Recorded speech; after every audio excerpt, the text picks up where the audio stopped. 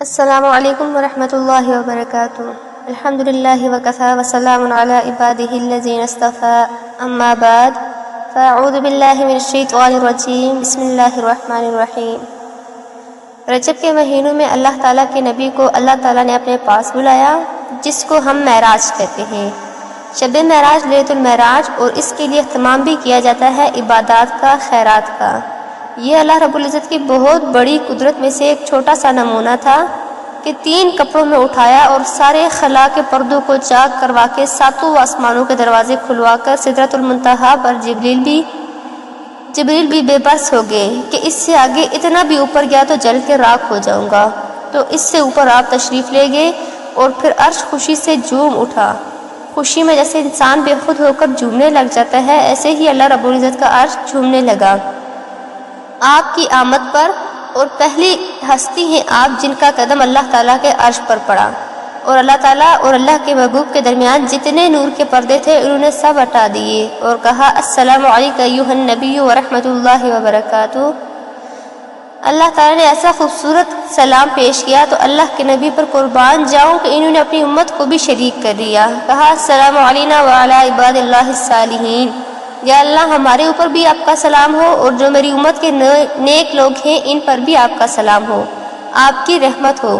تو معراج کا واقعہ اسباب کے خلاف کا ایک انتہائی عجب ہے، اللہ کی قدرت ہے۔ اور اس میں ایک چھوٹی سی بات عرض کر رہی ہوں کہ جب آدمی پس جاتا ہے اور کہتا ہے یا اللہ تیری مدد کہاں ہے، تو پھر اللہ کی طرف سے جواب آتا ہے کہ بے شک میری مدد قریب ہے، آ رہی ہے۔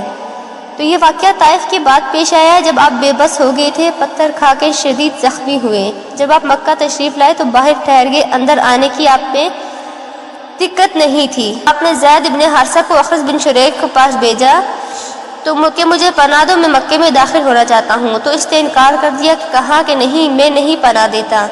پھر آپ نے سہیل ابن عمر کو پیغام بھیجا جو مجھے کہ پناہ دو، میں مکہ میں رہنا چاہتا ہوں، تو اس نے بھی انکار کر دیا۔ پھر ایک اور عرب سردار تھے، ان کو پیغام بھیجا، غالباً صفوان بن امیہ کو پیغام بھیجا کہ مجھے پناہ دو، تو انہوں نے بھی انکار کر دیا۔ تو پھر آپ نے مطعم بن عدی کو پیغام بھیجا، ان کے بیٹے جبیر صحابی بنے۔ تو مطعم بن عدی کو پیغام بھیجا تو وہ اپنے بچوں کو لے کر باہر گیا، اور اللہ کے نبی کو اپنے بیٹوں کے ساتھ لے کر مکہ میں انٹر ہوا۔ حرم شریف میں آ کے اس نے اعلان کیا کہ آج کے بعد محمد بن عبداللہ صلی اللہ علیہ وآلہ وسلم میری پناہ میں ہے، انہیں کوئی ٹچ بھی نہیں کر سکتا۔ تو ابو جہل نے کھڑے ہو کر کہا کہ تم یہ اس کا کلمہ پڑھ کر کہہ رہے ہو یا پھر اپنی سرداری کے زوم پر کہہ رہے ہو؟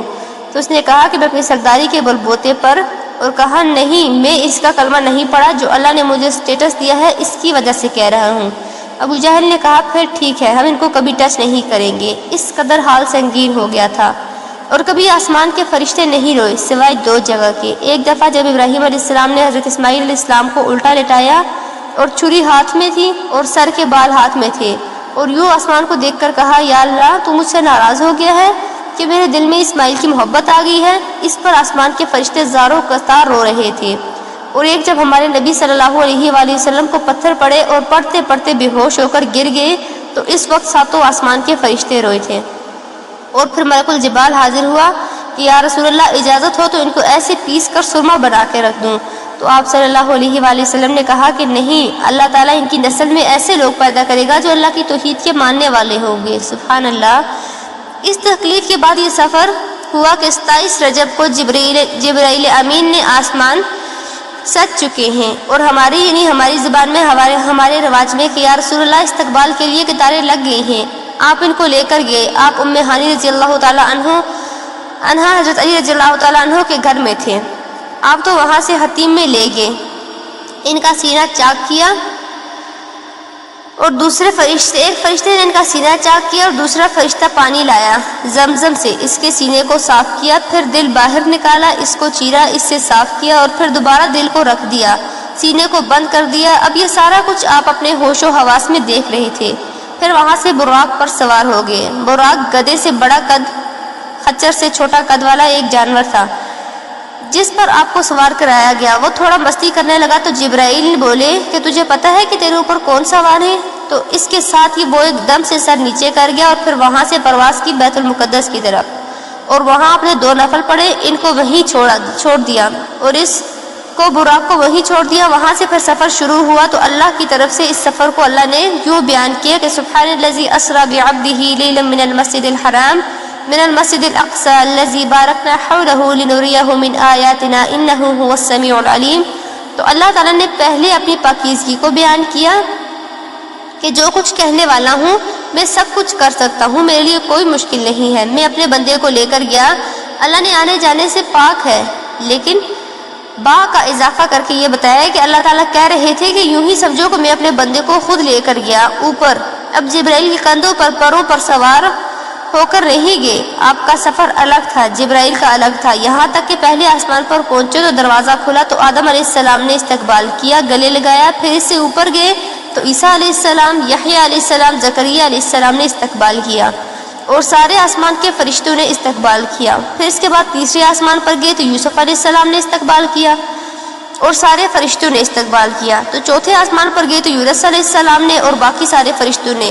پھر 5ویں آسمان پر گئے تو ہارون علیہ السلام نے اور آسمان کے سارے فرشتوں نے۔ پھر 6ٹھے آسمان پر گئے تو موسیٰ علیہ السلام نے اور موسیٰ علیہ السلام کے سارے فرشتوں نے۔ اس دن اللہ نے، میرا خیال ہے یہی کتابوں میں کہیں نہیں پڑھا، لیکن مجھے لگتا ہے کہ اس دن اللہ تعالیٰ نے سارے فرشتوں کی عبادت کی چھٹی کرا دی ہوگی اور فرمایا ہوگا کہ بس میرے محبوب کا دیدار کرو، استقبال کرو، آج یہی تمہاری عبادت ہے، کیونکہ ہر فرشتہ بے قرار تھا کہ دیدار ہو جائے۔ پھر اب 7ویں آسمان پر گئے، وہاں ایک بیت اللہ تھا، وہاں ایک بزرگ تھے، سفید داڑھی والے بزرگ بیٹھے ہوئے تھے، لمبے ان کے بال تھے، لمبی داڑھی تھی، وہ نہیں اٹھے، وہ بیٹھے رہے۔ جب آپ قریب آئے تو وہ کھڑے ہوئے اور کہا کہ میرا بیٹا آ گیا۔ پہلے نبیوں نے کہا کہ ہمارا بھائی آ گئے، ہمارے بھائی آ گئے، ہمارے نبی آ گئے۔ تو اس بزرگ کے پاس جب گئے تو بزرگ نے کہا میرے بیٹے آ گئے، میرے بیٹے آ گئے۔ تو آپ نے جبرائیل سے پوچھا کہ یہ کون بزرگ ہیں؟ انہوں نے فرمایا کہ یہ آپ کے دادا حضرت ابراہیم علیہ السلام ہیں۔ تو اس میں بھی اللہ رب العزت نے ہمیں سبق سکھا دیا کہ بیٹا کتنا ہی عالی مقام پر چلا جائے، اس کے ذمہ ہے کہ اپنے ماں باپ کا ادب کرے، ان کے پاؤں چھوئے، ان کے سامنے سر جھکا کے چلے، یہ ہواؤں میں اڑ جائے، عرش کو چیر کے اللہ تک پہنچ جائے، پھر بھی ماں باپ کے آگے، ماں کے آگے سر جھکانا ہے۔ اور یہ سبق عملاً اللہ تعالیٰ نے اپنی امت کو سکھایا، پہنچایا کہ اللہ تو جانتے تھے کہ یہ امت اپنے والدین کی کتنی نافرمان ہوگی، اور کتنے ماں باپ ہوں گے جو چھپ چھپ کر روئیں گے، کتنی مائیں ہوں گی جو دوپٹے کے پلوں میں اپنے آنسو چھپا لیں گی اپنی اولاد کی نافرمانی کی وجہ سے، بدتمیزی کی وجہ سے۔ تو جب میرے نبی سے پوچھا گیا کہ یا رسول اللہ صلی اللہ علیہ وسلم قیامت کب آئی، تو آپ نے فرمایا کہ اللہ کو پتہ ہے۔ کہا کوئی نشانی فرما دیں۔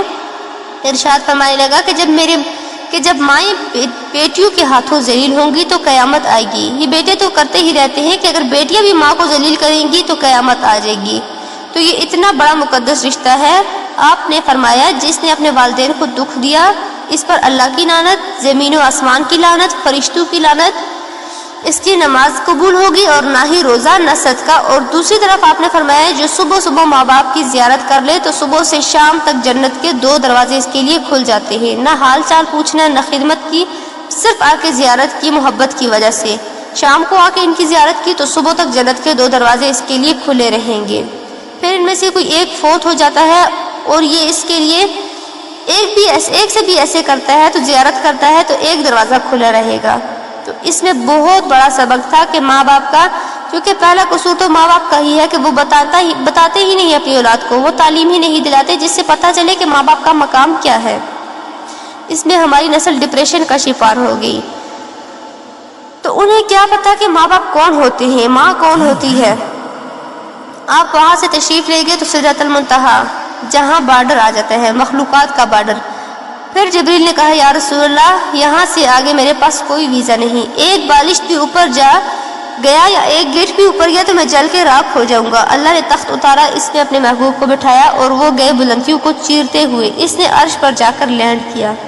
اب اترے اور میرے اللہ تعالیٰ نے اپنے محبوب کو اپنے قریب کر لیا، اتنا قریب کیا کہ فاصلے مٹ گئے۔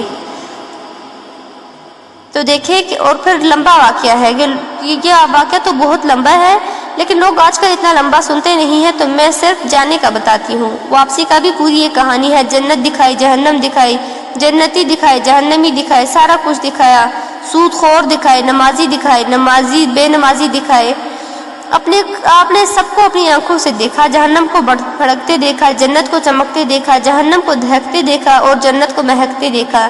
یہ سب کچھ آپ نے اپنی آنکھوں سے دیکھا اور پھر آپ واپس تشریف لائے، تو جب آپ پہنچے تو ابھی رات کا حصہ باقی تھا اور رات گزری نہیں تھی۔ جب اتنی بڑی کائنات کا سفر کر کے واپس تشریف لائے تو اس میں ایک بڑا سبق ہے، وہ یہ کہ اللہ نے اپنے نبی کا ہاتھ پکڑا اور اپنی ذات تک پہنچا دیا۔ ہم اپنا ہاتھ اللہ کے نبی کے ہاتھ میں دیں گے تو ہم بھی اللہ کی ذات تک پہنچ جائیں گے۔ اگر کوئی بڑائی کے سفر طے کرنا چاہتا ہے، بڑا آدمی بننا چاہتا ہے،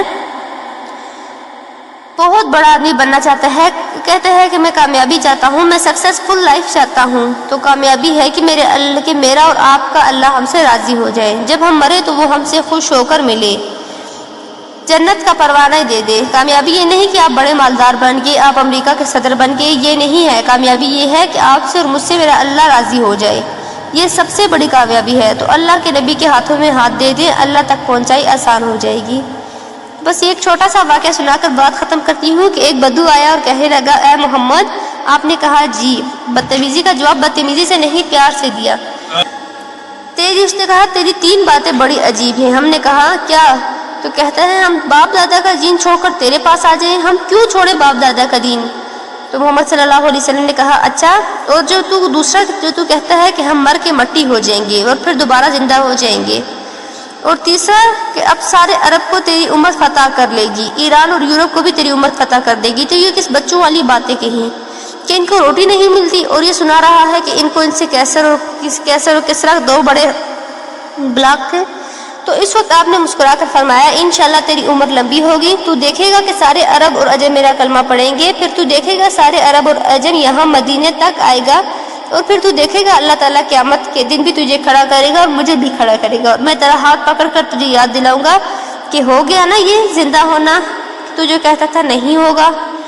تو اس نے کہا میں نہیں مانتا، سو چلا گیا۔ اس نے پھر ابوبکر صدیق کے دور میں دیکھا کہ سارا عرب فتح ہو گیا، کہنے لگا کہ پہلی بات تو پوری ہو گئی، ساری قوم نے اب کلمہ پڑھ لیا۔ حضرت عمر کا زمانہ آیا تو کیسر و کسرا بھی فتح کر لیے، تو کہنے لگا دوسری بات بھی پوری ہو گئی، تو کہنے لگا کہ کہیں تیسری بات بھی پوری نہ ہو جائے، کلمہ پڑھتے ہیں۔ تو وہاں سے اٹھ کے آیا آپ کے علاقے میں، حضرت عمر کے دربار میں آ کر اس نے کلمہ پڑھا۔ جب وہ آپ کی محفل میں آتا اس کے لیے کھڑے ہو جاتے، بڑا اکرام کرتے۔ تو ایک دفعہ فرمایا کہ تم دیکھتے ہو میں اس بدو کا بڑا اکرام کرتا ہوں، اس محفل میں تھا جس میں اللہ کے نبی نے کہا تھا کہ رہے گی تیسری بات تو تیرا ہاتھ پکڑ کر بتاؤں گا کہ ہوئی کہ نہیں ہوئی، ہم مر کے زندہ ہوئے کہ نہیں۔ قیامت کا دن جس کا ہاتھ میرے نبی کے ہاتھ میں آ گیا وہ جنت میں پہنچ جانے سے پہلے کبھی نہیں چھوڑیں گے۔ سبحان اللہ۔